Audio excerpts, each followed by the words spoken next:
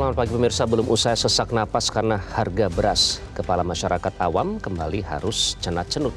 Di saat harga beras mulai menunjukkan penurunan di pasar, harga kebutuhan lain justru meroket. Kini harga cabai, telur ayam, daging sapi dan bawang juga cenderung meningkat. Harga bahan pangan di kala bulan puasa sudah kurang dari 1 bulan lagi ternyata masih pula tidak terkendali. Inilah editorial Media Indonesia edisi Sabtu 24 Februari 2024 dengan tema Soal Pangan Belum Aman. Bersama saya Iqbal Himawan.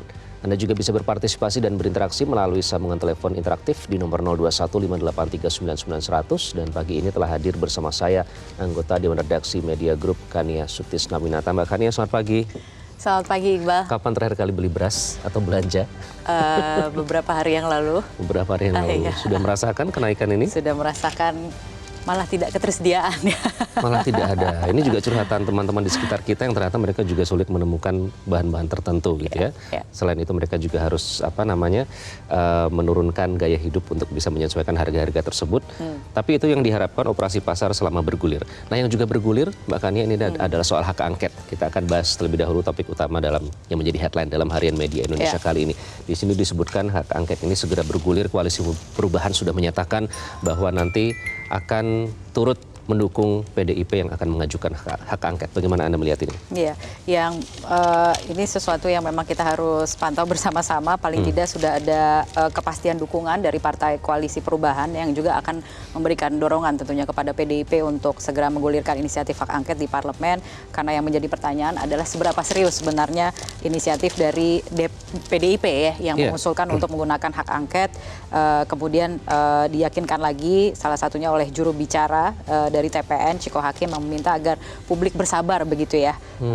Karena banyak hal yang masih perlu dipersiapkan, tapi akan segera digulirkan di parlemen. Tentunya ada beberapa pihak juga yang mengatakan ini adalah sesuatu yang akan ditolak gitu ya, terutama dari Koalisi Indonesia Maju. Partai-partainya mengatakan bahwa bahkan ada salah satu diantaranya yang mengatakan usulan hak angket ini sebagai emosi sesaat pihak yang kalah, dikatakan seperti itu ya, dan memastikan bahwa hak angket ini batal bergulir. Jadi kita lihat seperti apa soliditas dari masing-masing koalisi. Betul. Tapi kalau di atas kertas seperti yang kita ketahui, untuk yang mendukung hak angket saat ini total kursinya ada 295 kursi, kemudian tidak mendukung itu sekitar 261 kursi. Jadi kalau melihat dari syarat untuk penggunaan hak angket, sebenarnya memenuhi quorum ya. Memenuhi quorum gitu ya. Dan ini juga dinyatakan oleh Ketua Umum Partai Nasdem Surya Paloh bahwa hak angket ini merupakan hak konstitusional. Ya, dan sayang untuk tidak digunakan ya. Apalagi ada masalah trust issue nih Mbak dengan Mahkamah Konstitusi. Jadi kita lihat nanti seperti apa proses bergulirnya hak angket ini. Kemudian yang kedua ini terkait dengan lagi-lagi kita mengucapkan berbelasungkawa terhadap korban petugas pemilu yang meninggal, yang disebut sebagai salah satu penyebab ini adalah kompleksitas pemilu. Oleh karena itu sejumlah pihak mendorong ada evaluasi dari pelaksanaan pemilu ini. Bagaimana yang harus dievaluasi? Ternyata setelah ada beberapa temuan begitu ya, paling tidak dari beberapa ada salah satu lembaga demokrasi and electoral empowerment partnership ya, DIP Indonesia, menyebutkan bahwa beban kerja petugas itu pada pemilu tahun ini jauh lebih berat dibandingkan pemilu-pemilu sebelumnya, termasuk juga pemilu 2019. Walaupun misalnya dikatakan sudah ada langkah-langkah mitigasi yang dilakukan, seperti misalnya pembatasan usia petugas menjadi maksimal 55 tahun dan kemudian juga ada pemeriksaan kesehatan, ada screening yang dilakukan gitu ya. Tapi karena bebannya itu juga bertambah, lagi-lagi pemilu serentak yang mengakibatkan akhirnya beban yang memang harus ditanggung oleh petugas pemilu ini menjadi lebih banyak begitu. Dengan 5 surat suara ya. Dengan 5 surat suara begitu. Nah ini yang kemudian harus dievaluasi karena nampaknya mitigasi saja tidak berhasil begitu ya. Walaupun memang jumlah korban meninggal dunia menurun dibandingkan dengan pemilu sebelumnya, tapi kan sebenarnya untuk targetnya, bahkan ini diakui juga oleh KSP gitu ya, oleh Kepala Staf Kepresidenan Muldoko yang menyampaikan targetnya kan sebenarnya 0% kematian petugas gitu pada pemilu tahun ini. Jadi memang harus ada langkah-langkah evaluasi untuk memastikan, karena keserentakan ini kan sudah diputuskan oleh MK gitu ya, menjadi sebuah keniscayaan, memastikan bahwa pada pemilu-pemilu yang berikutnya tidak akan terulang kembali, termasuk juga mengevaluasi apakah misalnya Pilpres dan pemilu legislatif ini sebaiknya dipisahkan atau tetap disatukan begitu ya. Ada beberapa langkah yang memang harus dilakukan. Oke, baik. Kemudian soal yang terakhir, ini terkait dengan bahan pangan. Lagi-lagi ini naik tidak terkendali. Iya. Stok beras Tidak hanya tidak hanya beras. beras, tapi juga beberapa bahan pangan ya. Makin pedas, bahkan kalau cabai itu harganya juga semakin pedas. Ini kan konsumsi kita sehari-hari ya, ada cabai, ada telur gitu ya. Semua itu bergerak merangkak naik, dan ini timingnya adalah sebelum Ramadan begitu ya, untuk memastikan bagaimana kemudian harga-harga ini bisa segera distabilkan. Itu kita menunggu memang langkah dari pemerintah seperti apa gitu. Tapi paling tidak kita sudah mendengar begitu banyak keluhan yang dirasakan oleh pedagang. Ada juga misalnya pedagang UMKM yang membuka warteg gitu ya. Iya. Dan tentunya akan berakibat pada jualannya begitu, jadi yang berkurang, mengatakan ternyata warga menyesuaikan gaya hidup mereka ya. iya, dan daya beli berkurang, warga juga lagi menghitung ulang begitu ya. Ketika misalnya sehari-hari mereka terbiasa membeli nasi bungkus begitu misalnya. Dengan 3 lauk. Dengan 3 lauk Sekarang gitu jadi kan. menyesuaikan. Akhirnya jadi menyesuaikan gitu. Nah, ini yang kemudian masih kita tunggu seperti apa langkah berikutnya yang akan diambil, karena kemudian sebenarnya Ada operasi pasar di situ. ada operasi pasar juga begitu ya.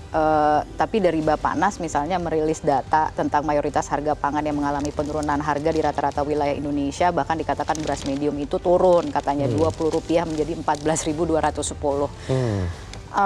Tapi pada kenyataannya itu tidak sejalan dengan apa yang ditemukan di lapangan begitu. Jadi ada perbedaan data juga, ini yang kemudian membuat akhirnya kita bertanya-tanya gitu, apa sebenarnya yang terjadi, ini anomali sebenarnya gitu ya. Tapi kalau kita melihat tema editorial ya, berarti kita langsung saja masuk ke tema editorial. Iya, betul. Ini belum aman. Memang kenyataannya meskipun ada klaim dari pemerintah bahwa stoknya sudah mulai terkendali, operasi pasar digelontorkan, tapi ternyata dari beberapa daerah masyarakat masih merasakan harga itu naik, apalagi di jelang bulan Ramadan Ya, yang biasanya bulan konsumsi lagi meningkat ya Mbak Kania. Konsumsi meningkat begitu ya. Nah, ini kalau kita ya tidak hanya ya, tadi kita ada sebutkan ada beberapa bahan pangan ya, ada beras, kemudian ada cabai merah, ada minyak goreng, telur, daging ayam, gula pasir. Ini catatan dari BPS, semua bahan pangan yang secara rutin kita konsumsi sehari-hari itu menyumbang indeks kenaikan perkembangan harga pada pekan ketiga bulan Februari ini, dan jumlah kabupaten kota yang mengalami kenaikan harga untuk komoditas tersebut juga mengalami kenaikan. Jadi memang kita menunggu langkah pemerintah untuk segera mengatasinya, karena urusan pangan ini belum aman. Belum aman. Jika memang kemudian ada penjelasan misalnya urusannya itu adalah soal perubahan cuaca, kemudian ada El Nino dan lain sebagainya yang kemudian bisa mengganggu gitu ya produksi dan juga distribusi pangan. Tapi bukankah banyak pihak sebenarnya sudah mengingatkan sebelumnya dari jauh-jauh hari mengapa kemudian juga harga tidak bisa dikendalikan. Misalnya kayak untuk beras ya, ada komitmen impor 3 juta ton. Apakah itu bisa mengatasi atau tidak gitu ya. Harga rata-rata masih di atas HET seperti yang kita ketahui saat ini. Bahkan beras juga sempat langka di retail modern gitu ya usai pemilu. Sampai dibatasi ya Mbak? Sampai kemudian sekarang ya? dibatasi pembeliannya sambil menunggu musim panen. Musim panen di akhir bulan Maret yang itu katanya juga akan mundur. Tentunya ini alarm bagi kita semua ya untuk melihat bagaimana pengendaliannya ke depan, karena dampaknya lagi-lagi rakyat yang harus menanggung akibatnya. Oke, baik, itulah yang menjadi topik dalam editorial Media Indonesia. Pemirsa, kali ini adalah terkait dengan soal pangan belum aman. Selamat menyaksikan.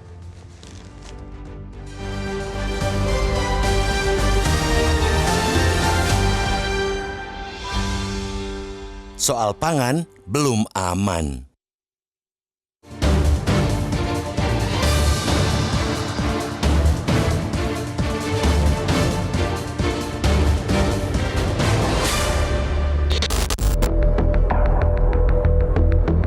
Belum usai sesak napas karena harga beras, kepala masyarakat awam kembali harus cenut-cenut. Di saat beras mulai menunjukkan penurunan di pasar, harga kebutuhan lain justru meroket. Kini, harga cabai, telur ayam, daging sapi, dan bawang juga cenderung meningkat. Harga bahan pangan di kala bulan puasa yang sudah tinggal kurang dari 1 bulan lagi masih juga tidak terkendali. Naiknya harga-harga bahan pangan dalam beberapa waktu terakhir telah mengerek tingkat inflasi bergejolak atau volatile. Merujuk data Badan Pusat Statistik atau BPS, tingkat inflasi bergejolak berada di angka 7,22% secara tahunan year on year pada Januari 2024. Tingkat inflasi tersebut meningkat dari posisi Desember 2023 yang tercatat 6,73% year on year.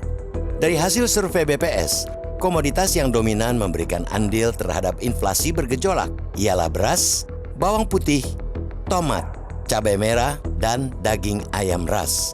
Akan tetapi, bagi Menteri Keuangan Sri Mulyani Indrawati, tingkat inflasi Indonesia masih relatif aman, bahkan cenderung lebih rendah jika dibandingkan dengan negara-negara maju lainnya. Kalau pemerintah melihat tingkat inflasi masih relatif aman, tentu berbeda dengan kondisi di akar rumput.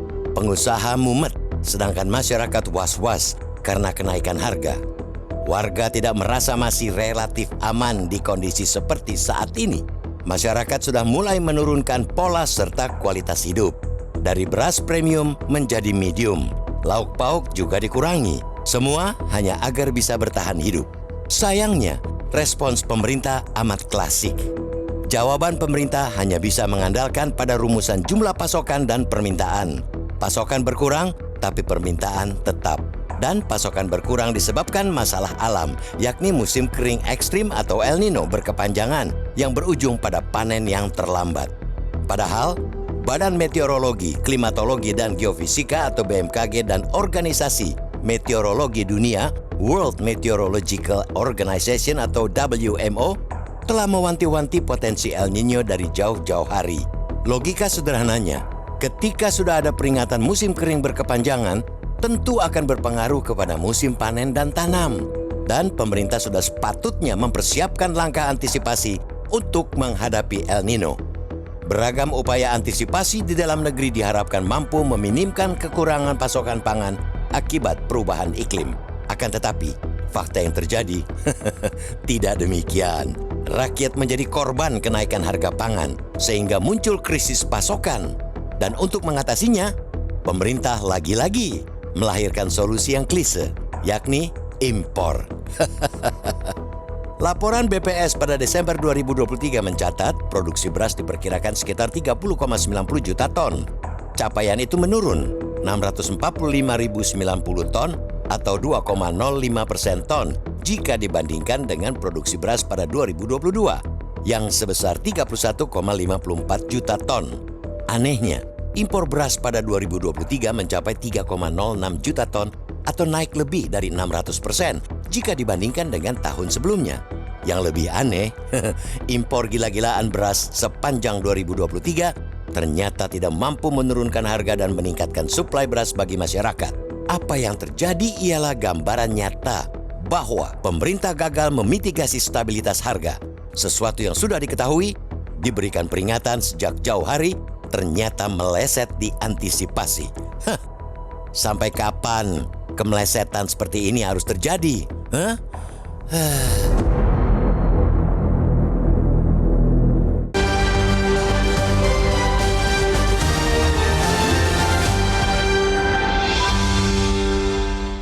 Soal pangan belum aman, itulah yang menjadi topik dalam editorial media Indonesia kali ini. Dan kami ingatkan Anda juga bisa berpartisipasi dan berinteraksi terkait tema kita hari ini melalui telepon interaktif di 0215839900. Kami akan kembali usai jeda.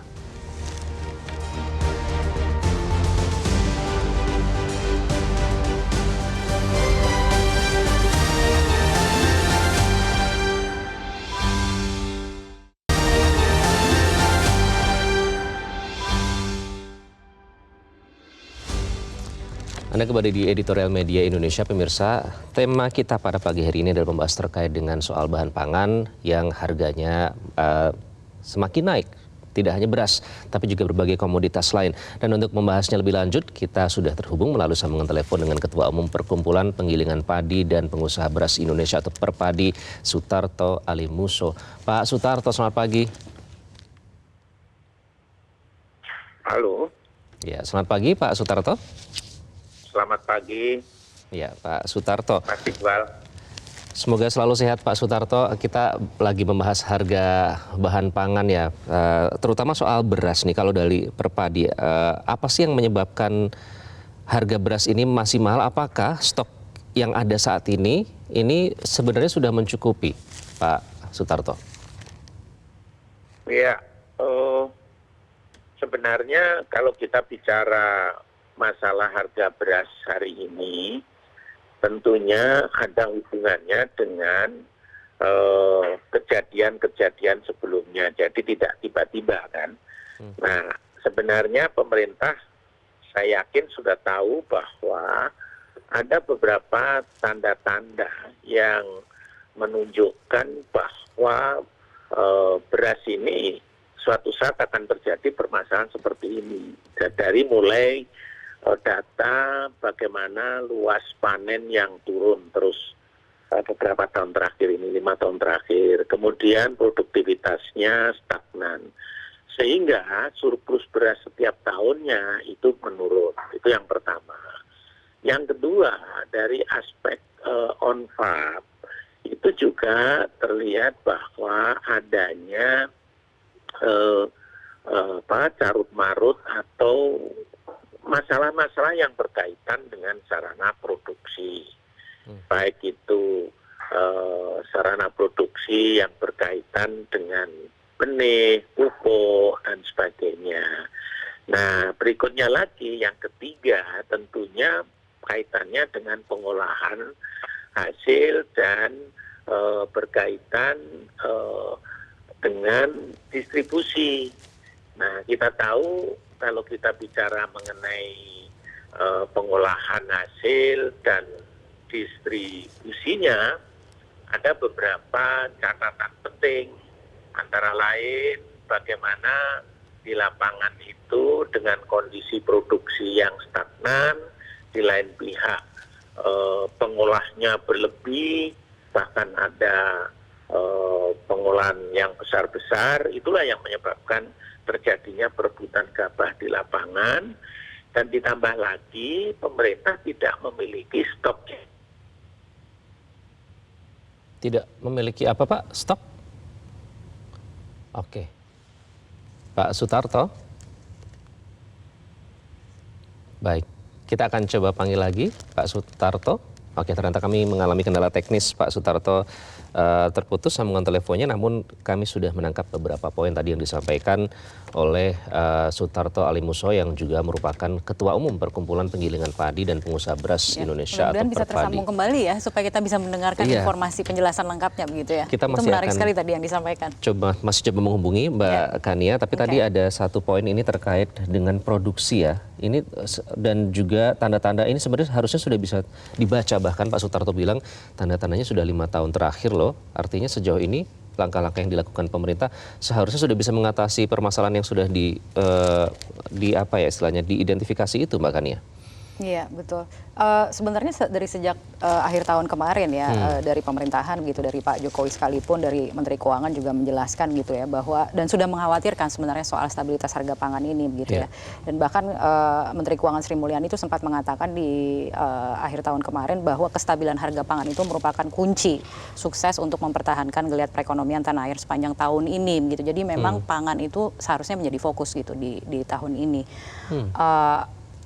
Ya kalau kita melihat dari apa yang sudah dijelaskan sejauh ini oleh Pak Sutarto, lagi-lagi ya itu kemudian juga memperjelas gitu ya, bahwa sebenarnya kan sudah teridentifikasi sebelumnya, mengapa kemudian tidak juga bisa diatasi di awal tahun ini ya. Belum juga sekarang ini kan baru 2 bulan ya, Januari, Februari, bulan Maret kita akan segera memasuki bulan Ramadan, harga pangan sudah merangkak naik, termasuk salah satu yang kita soroti adalah soal beras begitu, yang tadi sempat disinggung juga oleh Pak Sutarto bahwa permasalahannya sudah diidentifikasi bahkan dari sejak 5 tahun yang lalu soal luas panen yang menurun, kemudian juga produktivitasnya sampai dengan sekarang stagnan gitu, dan kemudian juga surplus berasnya itu terus menurun gitu dari tahun ke tahun gitu ya, dan kemudian juga dikatakan bahwa ada sarana produksinya juga yang bermasalah, misalnya tadi sempat disebut soal benih dan juga pupuk harganya naik atau ketersediaannya itu juga langka kadang-kadang. Nah ini soal pengolahan tadi yang menarik sebenarnya ya, dikatakan bahwa pengolahan itu dengan produktivitas yang stagnan, sementara pengolahannya itu berlimpah ya, artinya ini kan mereka kemudian berebut gitu, itu yang kemudian menyebabkan permasalahan terjadi gitu ya, itu yang kemudian mungkin perlu diperjelas lagi gitu, permasalahan seperti apa yang terjadi dan bagaimana kemudian ujungnya harga pangan ini menjadi naik gitu, terutama untuk beras gitu ya. Yang kita ketahui kan HNT misalnya untuk beras medium itu kan sekarang di sekitar 10 ribuan teridentifikasi, sekarang di 14 ribuan lebih gitu, bahkan ada yang 16 ribu gitu. Tadi di awal juga ada penjelasan dari Badan Pangan Nasional yang mengatakan dengan harga gabah kering sekarang ini di 8 ribu, harusnya harga ecerannya itu adalah di 16 ribu, jadi 2 kali lipat dari harga gabah kering gitu. Oke, baik, kita akan coba tanyakan lagi. Pak Sutarto sudah tersambung.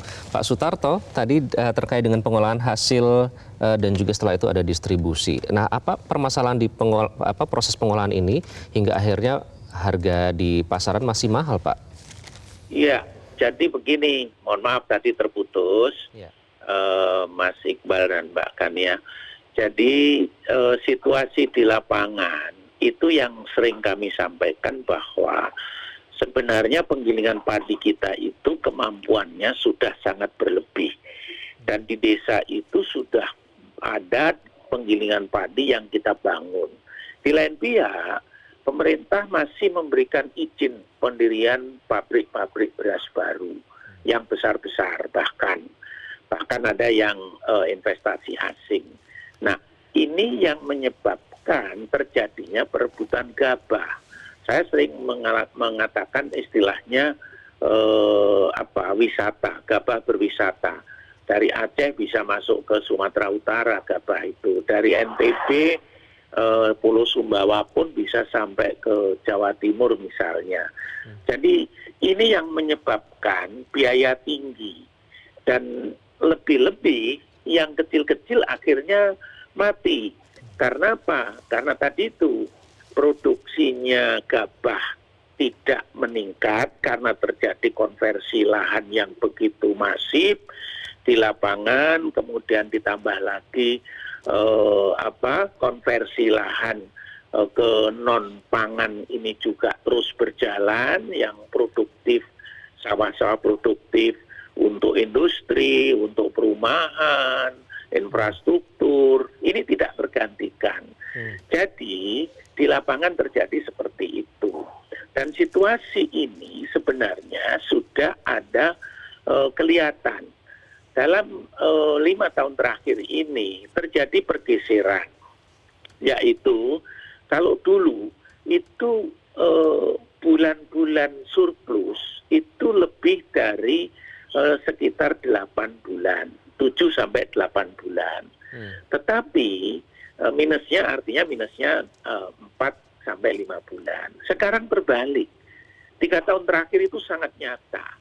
Bahkan surplusnya hanya sekitar 3 bulan, minusnya menjadi 9 bulan, bahkan 8 sampai 9 bulan. Nah, ini yang harusnya kita menyadari betul situasi seperti itu, ditambah tadi itu di lapangan masalah distribusi ini juga kaitannya rantai pasok antara gabah dan beras di lapangan ini harus kita perbaiki bersama. Nah, di lain pihak pemerintah tidak memiliki stok yang banyak, sehingga begitu kita tahu bahwa pada bulan-bulan, semua tahu Agustus sampai Februari itu adalah bulan-bulan minus. Jadi pada saat bulan minus harusnya pemerintah mengeluarkan cadangannya. Itu sudah rumusnya seperti itu. Nah, pengalaman 10 tahun yang lalu ke belakang, itu juga kita tahu setiap bulan pemerintah itu sebenarnya mengeluarkan cadangannya, satu melalui program Rastra dan Raskin, itu sekitar 200.000 ton, ditambah untuk operasi pasar dan mungkin bencana alam, itu hampir 300.000 ton, itu setiap bulan. Artinya apa? Pemerintah punya peranan sekitar 10% lebih itu menjaga mengisi pasar. Nah, inilah yang akhir-akhir ini kan, beberapa tahun terakhir ini kan Rastra dihentikan, Raskin dihentikan, yang akhirnya mulai September yang lalu baru dimulai lagi adanya bansos yang 10 kg. Apakah itu berpengaruh, Pak, pembagian bansos itu? Karena pemerintah mengatakan tidak ada hubungannya dengan bansos kenaikan ini, tapi lebih kepada faktor cuaca. Oh iya, sangat berpengaruh, karena mengisi pasar. Karena pasar kita yang tadi itu produksi kita sudah turun, kemudian kemampuan masyarakat membeli masih banyak yang di bawah, memiliki kemampuan yang di bawah. Artinya yang miskin ke bawah ini kan masih banyak.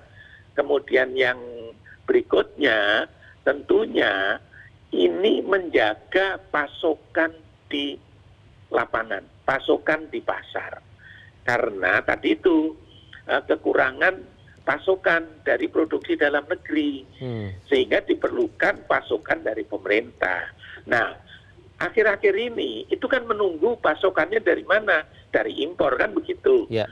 Jadi impornya datang baru dikeluarkan lagi, sudah terlanjur ada psikologis pasar yang melihat bahwa pemerintah tidak punya stok, sehingga terjadilah kenaikan harga seperti itu. Nah, ditambah lagi sebenarnya kalau tahun ini itu memang betul, yaitu adanya El Nino. El Nino sangat berpengaruh. Karena apa? Kita nampaknya belum mampu memitigasi El Nino yang terjadi di lapangan ini, yang terjadi saat ini dengan baik. Kalau kita bisa mampu mengatasinya, tentunya kan El Nino ini kan sudah tahu, dan kita sudah dipetakan ya permasalahan tersebut. Pak Sutarto, belajar dari pengalaman. Kemudian kalau melihat dengan kondisi yang Anda sebutkan tadi, misalnya lahan yang sudah dikonversi tidak bisa lagi digunakan untuk lahan produktif pertanian, dengan kondisi seperti itu, apa yang bisa meningkatkan produktivitas dari sisi petani, Pak Sutarto? Ya, yang pertama tentunya lagi-lagi kita harus mencari atau meningkatkan luas tanam satu dengan meningkatkan luas lahan pertanian. Ini harus, ini mau tidak mau harus. Nah, tentunya ini harus dipilih lahan-lahan yang sesuai. Jadi lahan ini harus dicari yang sesuai. Tidak sembarang, ini karena ada lahan tidur, ini kita untuk tanaman pangan. Itu belum tentu sesuai. Jadi ini yang pertama. Yang kedua, kita harus meningkatkan produktivitas per hektarnya. Produktivitas ini bagaimana ditingkatkan? Sebenarnya syarat yang penting adalah sarana produksi harus tepat, baik tepat waktu, tepat jumlah, tepat jenis, tepat harga. Sarana apa? Sarana produksi ini kan mulai dari benih, pupuk, pengolah tanah, bahan pestisida, air. Ini semua harus disediakan dengan baik. Nah, kemudian efisiensi ini harus kita dorong. Bagaimana meningkatkan efisiensi? Salah satunya adalah tentunya kita memperbaiki di sisi hilir. Untuk itu, mau tidak mau, hulu hilir ini harus kita bangun di dalam satu klaster. Satu klaster kalau kita berbicara penggilingan padi yang, karena kita bicara beras ya, penggilingan padi yang ada di desa itu sebenarnya kalau dia bisa kita bangun satu klaster sekitar 250 hektar, itu gabah itu tidak perlu kemana-mana. Jadi diolah di situ, menghasilkan nilai tambah di situ, dinikmati oleh desa itu, kemudian kelebihan produksinya baru dikirimkan ke tempat lain yang memerlukan. Ini yang harus kita bangun. Pak Sutarto, soal distribusi secara efisien. Ini sejak dari dipanen hingga sampai ke tangan konsumen, adakah kendala dalam proses distribusi tersebut? Ya, justru kita tahu bahwa antara panen sampai dengan produk sampai konsumen, ini menurut data BPS, rental yang diambil itu sekitar 21%. Bayangkan, ini mungkin hanya terjadi sekitar kurang dari 1 bulan. Tetapi petani sendiri yang mengolah tanah, menanam sampai 4 bulan, keuntungan mereka itu kadang-kadang di bawah 10%. Ini yang harus menjadi perhatian kita. Dan meningkatkan efisiensi tadi, pasti salah satunya adalah mulai dari hulu hilirnya ini harus kita benahi. Ada satu catatan lagi, petani kita kan petani lahan sempit atau dia hanya menyewa. Sewa lahan sawah sekarang begitu mahalnya. Dan ini siapa yang punya? Adalah pemilik-pemilik, artinya orang-orang kaya yang memiliki lahan sawah. Ini mahal sekali. Jadi kita harus membenahinya itu secara hulu hilir itu seperti itu. Nah, kembali ke hilir, rantai pasoknya mulai dari gabah ini luar biasa. Sekarang di sawah saja itu ada yang namanya pengepul, ada yang namanya penebas, ada yang namanya pelaku jasa pemotong, yaitu yang membawa kombain itu. Ini bekerja sama, akhirnya bekerja samanya dengan siapa? Pemilik modal. Inilah harga itu ditentukan di situ. Dan jadi sebenarnya petani memperoleh keuntungan sih sekarang ini karena harganya di atas 7.000 bahkan sampai 8.000. Tapi kalau ini juga tidak dibenahi, ya kita akan tetap saja tidak terjadi efisiensi, terjadi peningkatan harga seperti itu. Baik, terima kasih Pak Sutarto sudah bergabung dengan Editorial Media Indonesia. Pak Sutarto Alimuso, Perkumpulan Penggilingan Padi dan Pengusaha Beras Indonesia atau Perpadi. Dan pemirsa, kami akan bahas lebih lanjut soal pangan yang hingga saat ini belum aman, namun kami harus jeda terlebih dahulu. Tetaplah bersama kami.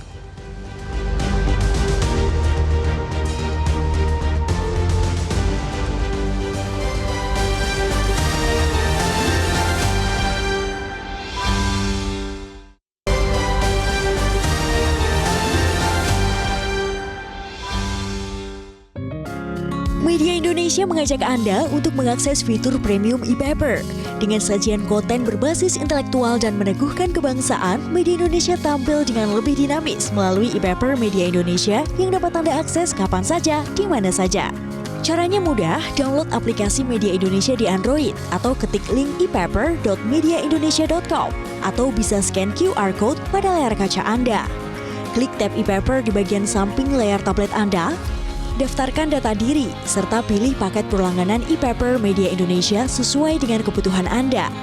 Nikmati juga bonus spesial tambahan 4 halaman rubrik fokus setiap hari. Semua bisa Anda dapatkan hanya di e-paper Media Indonesia. Untuk informasi lebih lanjut, hubungi customer service di nomor 0811 1201 2018 atau kunjungi media sosial @Media Indonesia.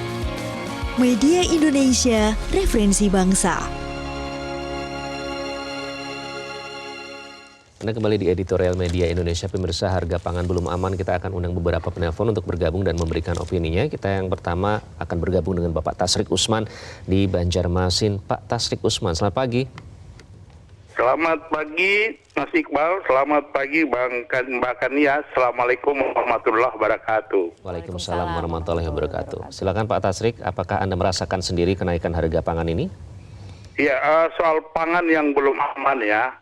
Ada beberapa hari terakhir ini ada pemandangan yang sangat menyedihkan di Republik ini, di mana seperti di Jawa Barat orang harus mengantri untuk membeli beras, tentunya dengan harga yang sangat memberatkan masyarakat. Kemudian belum selesai persoalan itu, harga-harga 9 bahan pokok di pasaran sudah mulai merangkak naik. Nah, ini menunjukkan bahwa perencanaan pemerintah terhadap regulasi pangan ini sangat menyedihkan ya, di mana hanya tinggal 2 minggu lagi bulan suci Ramadan itu akan tiba. Sementara keperluan 9 bahan pokok ibu-ibu dan masyarakat itu sangat memerlukan, tetapi kita nilai pemerintah tidak berhasil memitigasi harga pangan ini. Nah, untuk itu saya minta kepada Presiden, menteri-menteri terkait, menteri perekonomian, menteri perdagangan, menteri pertanian itu segera duduk satu meja. Bagaimana merancang dan memitigasi supaya harga-harga pangan ini tidak bisa memberatkan masyarakat menjelang bulan suci Ramadan. Karena di Republik ini mayoritas masyarakat itu kebetulan beragama Muslim, yang dimana kebutuhan pangan ini sangat menentukan. Nah, untuk itu setelah dulu sementara Presiden dan menteri-menteri terkait untuk mengurusi politik melulu, tetapi bagaimana memikirkan kehidupan masyarakat ke depan. Mungkin itu saja. Terima kasih. Assalamualaikum warahmatullahi wabarakatuh. Waalaikumsalam warahmatullahi wabarakatuh. Terima kasih Pak Tasrik Usman dari Banjarmasin. Selanjutnya kita akan bergabung dengan Bapak John Veto dari Batam, Kepulauan Riau. Pak John Veto, selamat pagi. Selamat pagi Mas Iqbal. Selamat pagi Mbak Kania. Salam sehat selalu. Salam sehat. Silakan Pak John. Ya, soal pangan belum aman. Jadi saya tertarik dengan pilihan Pak Kunarto tadi itu. Sutarto tadi itu. Sutarto, ya. ya. Itu detail, tapi pemerintah kayaknya abai setelah itu. Sudah 5 tahun yang lalu, tapi ternyata. Jadi begini Mas Iqbal, ya Mbak Kania. Tapi kita dipertontonkan juga, menyedihkan kata Pak Sulman tadi, ya. Mana-mana antri, begitu ngapa mendapatkan beras murah katanya. Yang sangat saya sedihkan sekali itu. Menjelang 14 Februari, itu pangan tuh terserak di mana-mana. Bansos-bansos terserak di mana-mana. Dan dikemas dengan beras. Malah impor beras kita 2024 itu mencapai 2,6 juta ton. Baru 2020. Nah sekarang ini masyarakat udah kelimpungan. Masalah satu bahan pokok aja. Beras aja ya udah kelimpungan. Apalagi kita tanggal 10 Februari Maret ini udah puasa. Musuh puasa akan meroket semua. Coba di sinilah kita minta Presiden tepatilah janji dia. Siap Pilpres, Pileg, harga pangan turun. Kita tunggu janji. Sinilah cawe-cawenya harusnya pemerintah. Kasihan masyarakat kita. Dengan beban yang begitu ekonomi kita bukannya bagus, tapi sekarang dibebani lagi oleh harga pangan yang begitu apa. Cabai bisa mencapai 100.000, 90.000 saya itu. Ini kan dah luar biasa sesarannya masyarakat kita. Itu aja dulu apa saya. Mudah-mudahan ya ada turun tangannya pemerintahnya. Baik, terima kasihan kasih. Dengan masyarakat memasuki bulan puasa bulan suci Ramadan. Itu aja. Baik, terima kasih. Waalaikumsalam warahmatullahi. Terima kasih Pak John Veto dari Batam. Selanjutnya ada Bapak Titiantoro dari Samarinda. Pak Titiantoro, selamat pagi. Ya, halo, selamat pagi. Silakan Pak. Oh ya, baik. Untuk masalah pangan tahapan ini, saya kan berada di Kalimantan Timur ya, Samarinda tepatnya. Nah, melihat pola yang sering tiap tahun menjelang puasa tiba-tiba naik, terus nanti setelah itu reda lagi, dan pasti solusinya klasik, pasti menjadi kita impor aja, solusinya pasti selalu itu. Padahal di daerah kabupaten sendiri di sini pun sudah gencar-gencarnya untuk melakukan kita harus menjadi lubung padi gitu, seperti di beberapa kabupaten gitu di Kalimantan Timur khususnya. Nah, apakah dari pemerintah pusat tidak memikirkan hal itu juga gitu? Kenapa? Karena setiap kali menjelang puasa pasti gitu, ujung-ujungnya nanti stok beras atau pangan-pangan lain tuh pasti mulai mulai stoknya mulai menipis gitu. Apalagi di Kalimantan Timur kan tetap pasokan padi kita dari Sulawesi sama Pulau Jawa. Nah, kenapa tidak ada evaluasi ataupun penambahan luas padi, luas sawah seperti itu loh? Itu saja. Oke, Pak Titiantoro, satu pertanyaan, harga beras di sana memang sudah naik, Pak Titiantoro? Kalau harga beras di sini yang saya cek kemarin per kilo masih 11.500. Artinya masih aman ya? Ya, masih aman. Kalau untuk stok beras di Kalimantan Timur dari Bulognya juga menjamin untuk ibaratnya tidak kekurangan dan tidak ada kenaikan harga. Nah, tetapi kan miris sekali kalau dilihat dari wilayah lain atau daerah lain itu sudah berbondong-bondong antri panjang gitu. Oke, baik. Terima kasih Pak Titiantoro dari Samarinda. Selanjutnya ada Ibu Yati di Jakarta Selatan. Bu Yati, selamat pagi. Halo, selamat pagi. Pagi Bu Yati, gimana Bu sudah merasakan kenaikan harga bahan pangan ini? Iya, begini ya, kalau masalah tentang kenaikan harga, ini bukan hal yang baru kalau menjelang Ramadan ini, emang udah jadi permainan gitu ya. Terus ini ya, tentang beras yang mahal ini sebenarnya beras tuh nggak langka ada, tapi yang masyarakat permasalahan ini harganya terlalu mahal, Mas Iqbal. Harganya yang terlalu mahal. Kalau yang orang yang punya duit aja mengeluh, apalagi yang orang susah yang kelas bawah ini seperti ojek online dan sebagainya itu ya udah lebih parah lagi ya. Ini memang udah luar biasa. Terus fungsinya Menteri Perdagangan dan Pertanian tuh apa? kalau kayak gini caranya, nggak ada fungsinya mereka ini. Jadi itu emang rakyat bawah ini emang udah menjerit Mas Iqbal, emang udah luar biasa yang di bawah ini. Masalahnya nih udah deh, angket dibawain aja deh. Terima kasih, selamat pagi. Pagi Bu Yati. Langsung singkat, padat dan jelas, tapi sudah nyampe curhatnya ke kita gitu ya. Itu tadi beberapa penelpon Mbak Kania, ada 4 dari beberapa daerah yang berbeda terkait ada yang curhat, ada yang juga menceritakan apa yang terjadi di daerah mereka begitu. Nah tadi Pak Tasrik yang pertama bilang perencanaan ini dinilai menyedihkan. Apakah ini lagi-lagi soal gagalnya pemerintah untuk memetakan dan kemudian mencari solusi, sehingga kalau relevan dengan Bu Yanti tadi, ini bukan hal baru, setiap tahun selalu terjadi. Iya, bukan hal baru, tapi kok ya masalah klasik yang kemudian juga diatasi dengan solusi klasik, impor juga. Gitu ya, seperti itu tadi yang sempat disampaikan juga oleh penelpon kita. Tapi pada prinsipnya apa yang disampaikan itu ini adalah ini adalah jeritan hati ya, jeritan hati masyarakat yang juga tadi tersebar kan, ada yang dari Jakarta, ada yang dari Kalimantan, kemudian juga ada dari Batam dan lain sebagainya, yang melihat bahwa kalau kemudian ini misalnya dari rakyatnya saja sudah melihat ini permasalahan klasik bahwa setiap atau jelang bulan Ramadan itu harga pangan akan naik begitu ya. Tapi kan kita melihat lalu solusinya apa gitu, bahwa kemudian ada faktor El Nino juga yang sempat disebut gitu oleh pengamat begitu yang mengatakan bahwa sebenarnya El Nino ini mitigasinya itu tidak berhasil gitu, membuat akhirnya banyak yang gagal panen dan lain sebagainya begitu, yang mengakibatkan juga produktivitasnya stagnan, yang sudah stagnan mungkin menjadi turun lagi gitu. Jadi ini langkah-langkah seperti apa begitu yang harus dilakukan oleh pemerintah gitu. Mengapa kemudian akhirnya lagi-lagi rakyat yang harus menanggung akibatnya harga pangan yang terus merangkak naik. Nah, sementara kalau kita lihat dari daya beli gitu kan, apakah misalnya sekarang mencukupi begitu ya. Makanya kemudian melihat bahwa ibu-ibu, banyak fakta di lapangan, ibu-ibu sekarang terpaksa harus mengantri, mengular begitu hanya untuk mendapatkan harga beras murah loh.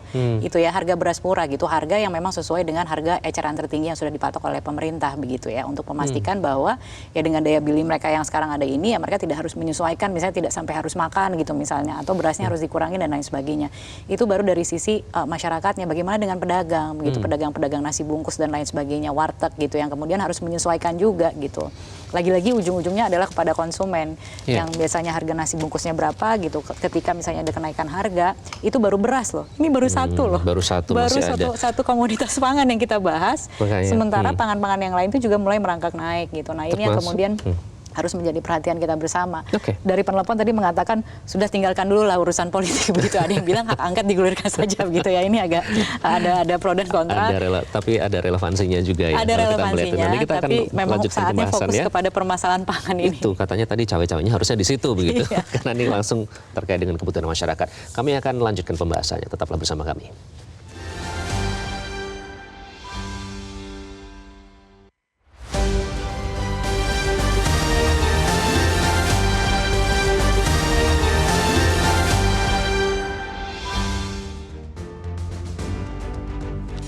Anda kembali di Editorial Media Indonesia. Pemirsa, kami tadi sudah menerima beberapa penelpon yang menyatakan keluhan mereka terkait dengan harga bahan pangan. Tadi ada yang menyebut sudah lama kita tidak mendengar istilah istilahnya sembako begitu. Tapi kita ingat tidak hanya beras kan, ini juga bahan-bahan pokok yang lain ternyata juga naik. Mengelola satu saja sepertinya sudah rumit sekali begitu ya, catatan dari Pak Ali. Satu saja. Tadi juga ada jeritan yang disampaikan Pak Sutarto ya. Pak Sutarto tadi dari Perpadi. Kalau yang dari Jaksel saja sudah menjerit karena itu kan ukuran kesejahteraan. Ini artinya memang harus segera ditemukan solusi supaya jangan sampai nanti harganya naik terus, karena yang dikhawatirkan ada inflasi pangan nanti. Enggak, ada inflasi, ujung-ujungnya bisa ke inflasi gitu kan. Indeks harga tadi kan di awal saya sudah sempat sampaikan dari BPS itu mengatakan kontribusinya itu juga sudah mulai meningkat terhadap indeks harga gitu ya, terutama untuk 9 bahan pokok tadi yang sembako itu yang sempat kita singgung juga di awal begitu ya. Bahwa ini kita menyoroti tidak hanya soal beras sebenarnya kan, kita menyoroti soal pangan gitu. Nah, yang menjadi kekhawatiran ini bahwa kalau kemudian harga pangan tidak terkendali, akhirnya ujung-ujungnya konsumsi masyarakatnya itu menjadi makanan yang tidak berkualitas gitu kan. Ya kan, terpaksa mereka harus menyesuaikan. Biasanya, nah ini berdasarkan data juga, biasanya kemudian misalnya proteinnya dikurangin, Mereka beralih ke karbonya juga yang karbo kualitas rendah dan lain sebagainya gitu. Padahal itu kan kalau dalam jangka panjang tentunya kan sementara kita sedang berusaha untuk membangun indeks pembangunan manusia kita misalnya kan soal SDM kita. Nah itu kan bisa berpengaruh ke kesehatan dan lain sebagainya kalau nutrisi sehari-hari aja tidak bisa dipenuhi gitu ya karena harganya terus merangkak naik. Nah karena ini kaitannya dengan daya beli lagi-lagi gitu. Nah konsumsi rumah tangga itu kan sangat penting untuk dijaga oleh pemerintah saat ini karena kan pertumbuhan ekonomi itu kan kontribusinya sangat besar sekali dari konsumsi rumah tangga. Nah anggaran belanja untuk pangan itu juga ada datanya gitu, hampir 50% sebenarnya dari pengeluaran gitu yang biasanya dialokasikan untuk pangan. Jadi kalau misalnya harga pangan naik sedikit saja ya pasti akan menjerit, gitu. Nah ini baru beras, kita belum ngomongin yang lain-lain, telur gitu misalnya, ada cabai juga yang tadi dikatakan sudah mulai merangkak naik, daging ayam dan lain sebagainya. Bawang putih. Ya, dan apalagi jelang Ramadan gitu. Jelang Ramadan itu kan pasti otomatis konsumsinya juga akan meningkat nanti di bulan Ramadan seperti biasa. Dan kan. ternyata itu yang memberikan andil terhadap inflasi bergejolak, Mbak, bahan-bahan itu. Iya, betul. Walaupun sebenarnya ya tahun 2023 kemarin kan memang dari Menteri Keuangan kan mengatakan sementara ini kan masih terkendali, masih aman begitu ya, tapi sudah tidak aman di tingkat kita begitu yang mulai merasakan harga merangkak naik gitu. Tapi yang juga harus dirasakan itu dampaknya tidak hanya kepada konsumen tapi juga kepada pedagang dan lain sebagainya. Berarti UMKM gitu ya, warteg-warteg gitu yang ada di Jakarta lah gitu, di seluruh Indonesia lah gitu yang kemudian juga mulai harus berpikir ulang misalnya untuk menaikkan harga gitu untuk nasi bungkus dan lain sebagainya, dan akhir-akhirnya konsumen pun juga akan biasanya makan nasi bungkus 2 kali gitu dalam sehari bisa jadi hanya 1 kali dan lain sebagainya. Harus menyesuaikan di tengah kondisi seperti sekarang ini. Bahkan ya terakhir tadi kalau kita kaitkan dengan Pak Sutarto tadi, jadi bukan lagi solusi klasik yang diberikan, tapi sudah berpikir visioner bagaimana menambah lahan, kemudian tadi mensupport kapasitas produksi, memang sudah harus seperti itu. Ya sudah harus, dan sebenarnya itu sudah catatan dari lama gitu soal pupuk kan tahun kemarin gitu, kelangkaan pupuk atau harga pupuk yang naik gitu, benih dan lain sebagainya gitu.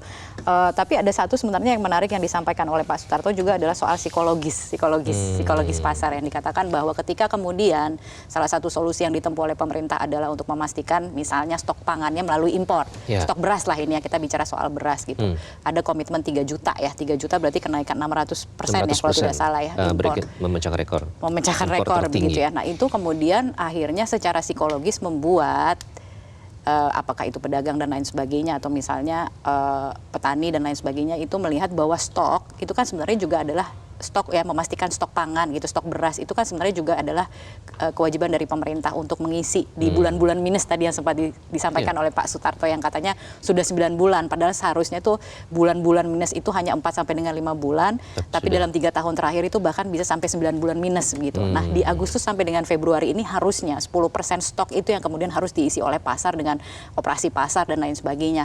Nah ketika kemudian harus diisi pasar itu, intervensi yang dilakukan oleh pemerintah itu harus kemudian didatangkan dari impor, ini yang kemudian secara psikologis itu berpengaruh terhadap kenaikan harga. Gitu. Itu yang disampaikan oleh, karena dikatakan ya mungkin saja berarti stok yang dimiliki di dalam negeri tidak memenuhi, makanya harus impor dan lain sebagainya gitu. Jadi secara psikologisnya itu juga ada pengaruhnya gitu. Jadi menarik sih tadi yang disampaikan. Tapi intinya urusan pangan ini harus serius, tidak bisa disambilkan, tidak bisa disepelekan, karena menjadi ironi negara agraris ya. Jika kemudian masyarakat sulit untuk mendapatkan paling tidak makanan seimbang, bernutrisi, karena saya emak-emak ya. Jadi saya harus memastikan gitu ya. Makanan kita juga sehat karena harga pangannya yang melonjak. Gitu. Semoga isu pangan ini memang sangat penting. Pihak berwenang dan pemerintah mendengarkan jeritan masyarakat ya. Tadi kalau kata teman-teman penelpon yang sudah bergabung. Terima kasih Mbak Kania. Nanti kita pantau harga beras setelah ini.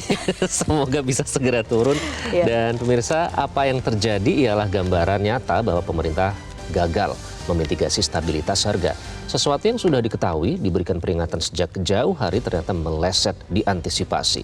Sampai kapan kemelesetan seperti ini harus terjadi? Terima kasih Anda sudah menyaksikan Editorial Media Indonesia. Saya Iqbal Himawan. Sampai jumpa.